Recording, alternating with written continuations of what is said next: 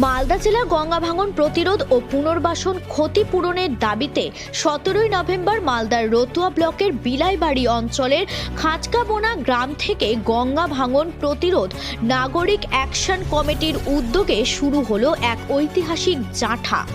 এই জাঠায় 50 জন স্থানীয় জাঠা যাত্রীর সঙ্গে প্রায় 250 জন স্থানীয় গ্রামবাসীরা পা মেলান। জাঠা থেকে তারা আওয়াজ তোলেন, অবিলম্বে গঙ্গা ভাঙন রোধের বৈজ্ঞানিক পদ্ধতিতে স্থানীয় সমাধান করতে হবে। গঙ্গা ভাঙনগ্রস্তদের পুনর্বাসন দিতে হবে। ভাঙনগ্রস্ত এলাকার এবড়ো খেবড়ো ও বড় বড় গর্তযুক্ত কাঁচা রাস্তাগুলি অবিলম্বে ভরাট তথা মেরামত করে পাকা করতে হবে। ঝাড়খণ্ডের দখলে থাকা চরের জমি জরিপ করে বাংলায় অন্তর্ভুক্ত করার ব্যবস্থা করতে হবে। ভূমি ও ভূমি সংস্কার দপ্তরের 12 নম্বর ধারা করতে হবে।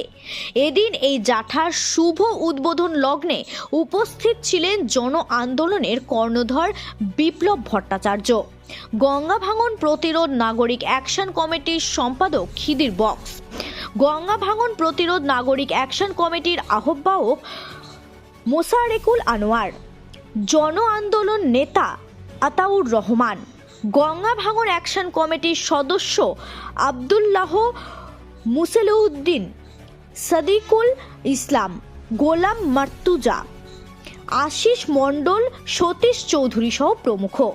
সকাল 8টার সময় বিলাইমারির জিয়াউদ্দিন টোলা হাই স্কুল স্থানীয় বাসিন্দারা এসে জমায়েত হয় এবং সকাল 9টায় প্রায় 300 জন এই জাঠা মহানন্দা টোলার উদ্দেশ্যে রওনা হয়, যেখান থেকে জাঠা রতুয়া হয়ে মথুরাপুর দিয়ে ভূতনির গোবর্ধন টোলার উদ্দেশ্যে রওনা হবে এবং সন্ধ্যে 6টায় গোবর্ধন টোলায় একটি সভা হবে বলে জানান।